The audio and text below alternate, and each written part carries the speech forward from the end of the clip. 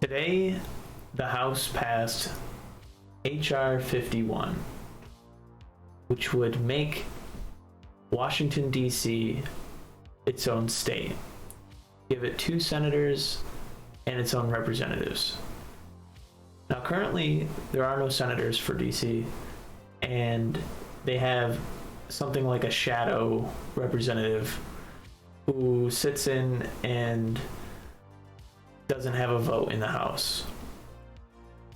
So today I want to talk about why DC shouldn't be a state, why it can't really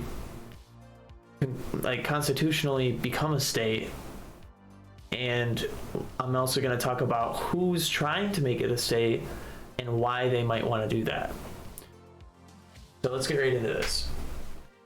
If you haven't seen any of my videos before, I just talk about whatever issues are at hand that I feel are pressing, and this is a big one. If you want to keep a lot of more radical ideas to become mainstream and being injected into our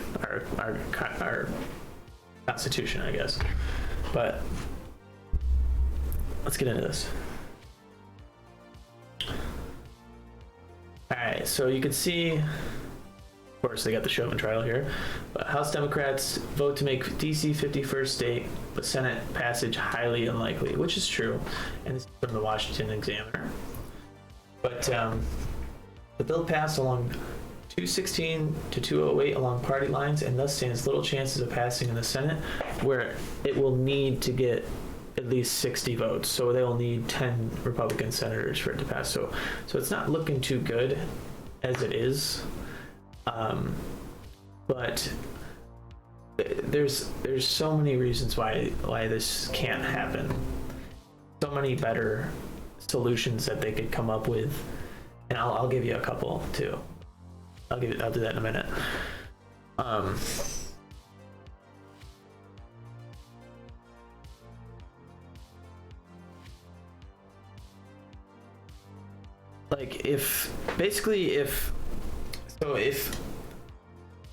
We'll talk about why it's not a state first. It's been like, this isn't the first time that they're trying to do this either. And Joe Biden even said, he identified statehood for Washington, D.C. as a top priority in his 100-day agenda. And the reason that Democrats want to make D.C. a state is their argument, which I'm not saying it's a bad argument. I just think that their solution isn't the answer.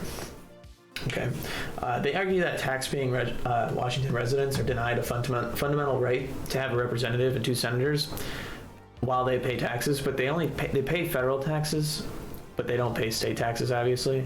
And there's a lot of people in DC, so there's 700,000 residents that are in the District of Columbia, and the vast majority of them are Democrats. So you might see why they want to make it a state.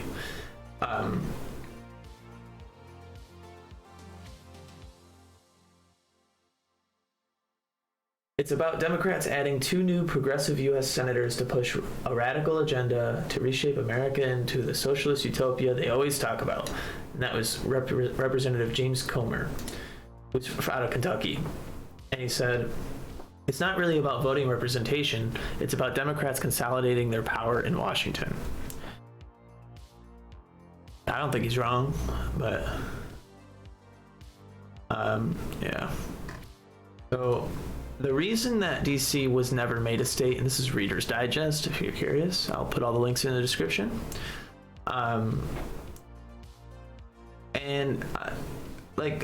The reason it wasn't a state is right here in the Constitution.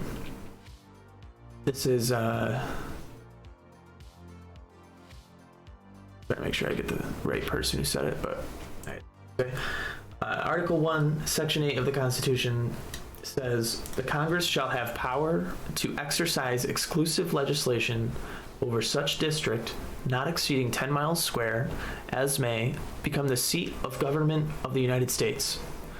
The article also stated that this 100-mile district would come from land ceded by the states so that the new seat of government would be independent of any state. So essentially what they're saying is they wrote the Constitution in a way that the capital is not subject to any single state's laws, because in order for Congress to function fully, it needs to operate independent of any state laws that might prohibit it, as well as any popular party arising in one state that could use a sort of mob rule to control the national government. Okay. And there was a lot of turmoil when they were deciding this in the beginning.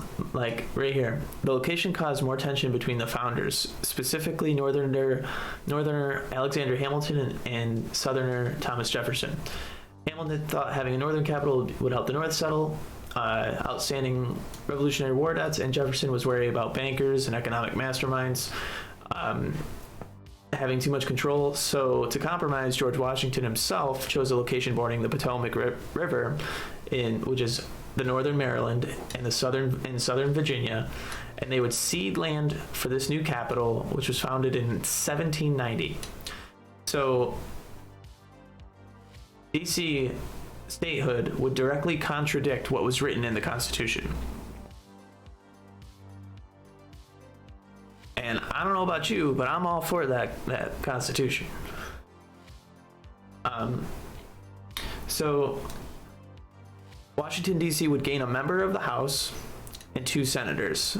Yeah, and it's written right here. The fact that those senators would be Democratic is a big reason the House and Senate Republicans opposed statehood. And the mayor, we'll get into her. She's a disaster. She'll now have the title of governor instead of mayor. And the land in the new state would be all of the current land in Washington, D.C., except for a capital district, which there already is one, over which the federal government would continue to have control. This district would include the White House and the buildings and monuments surrounding the National Mall. See, that's already known as the Capitol Complex, so that wouldn't even be necessary.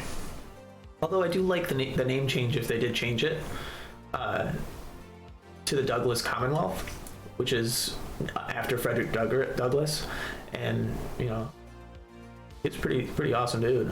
I would support that. But out of here. Here's just another. This is Time magazine. This is a report back from 2016 when they tried to make Washington, D.C. a state then. And in other words, the founders worried that if the capital were to be a state, the members of its government would be unduly beholden to it. James Madison envisioned that voting members of the DC state would be able to insult or interrupt the proceedings of government to get in their way simply by virtue of physical proximity to the halls of power. So I guess you could make that argument already, that the states of Maryland and Virginia are already close enough in proximity, like changing the border is not going to change the people who live there. But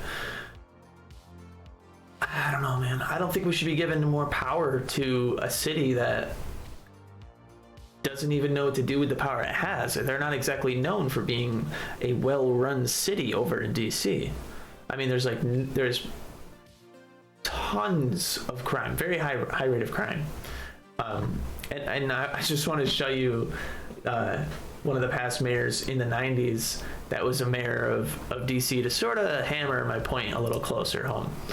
Okay, this is an FBI sting operation of Marion Barry, the mayor of DC, on January 18th, 1990, smoking crack in his hotel room with either his girlfriend or maybe a prostitute or an agent, or presumably he thought it was a prostitute. That's what I'm assuming. I always did that. I'm kidding. I always did it.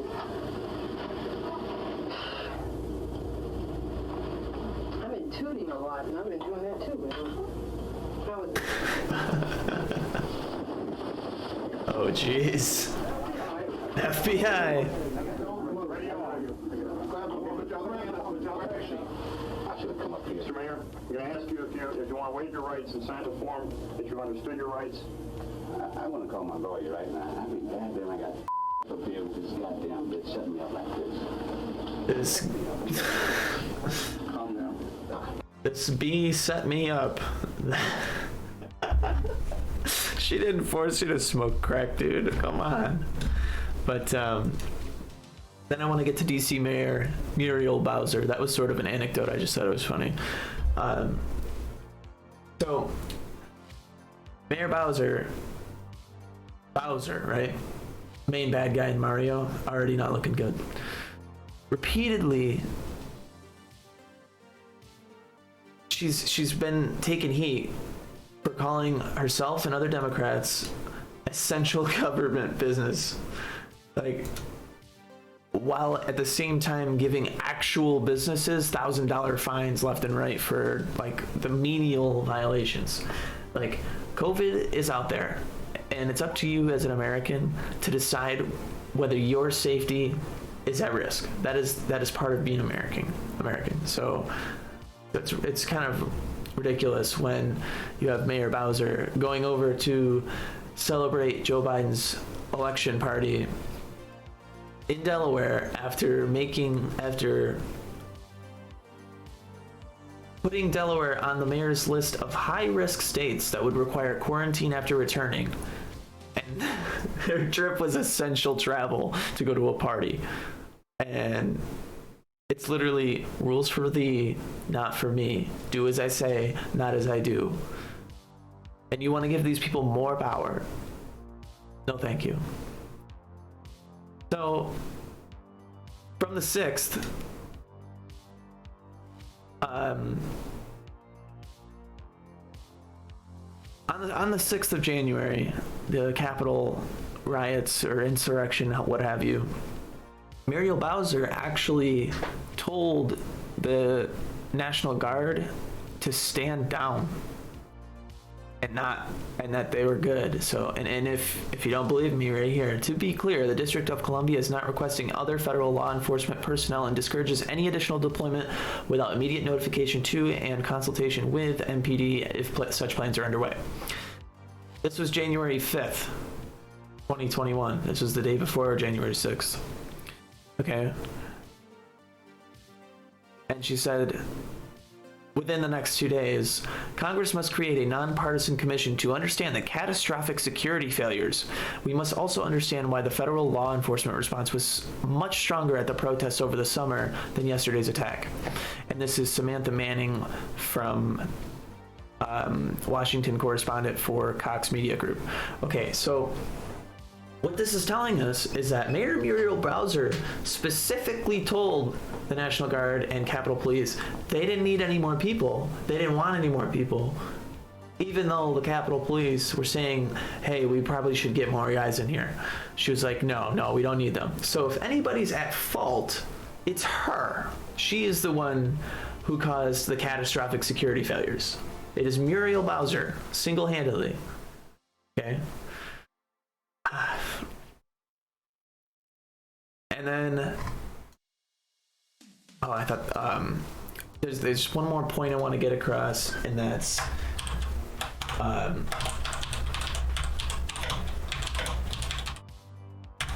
just the size of DC. I just want to show you.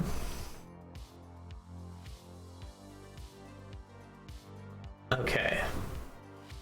So Washington, D.C., you can see is this square here, right here. This used to be a full diamond, I'm pretty sure, but they either expanded or shrank it, I can't remember. But it's not large at all, okay? And they want to make this an entire state. I don't know about that. But this is the representative that's backing the bill that she's trying to get through, HR 51, by the way. But ultimately, the point I'm trying to make is that we don't need to make another state. Why don't we just cede the land up until the district of the Capitol complex? Why don't we just give the land back to Virginia and Delaware, or not freaking Maryland, not Delaware. And that way the people can be represented by either state, and we don't have to add any new representatives. That just seems like the most logical thing to me. It doesn't make any sense for us to add a whole nother state, giving one party guaranteed more power. You know, if we just split it evenly, I'm not sure what the current political landscape for Maryland and Virginia looks like, but I mean, they could have like elections in those two states for those representative seats. So I don't know. What do you think? You think DC should become a state? I do not. If you disagree, tell me in the comments. If you agree, leave a like, share with your friends. If neither, you can skip this video and never watch my channel again. That awesome. Anyways, I hope to see you next time, and I'll see you later.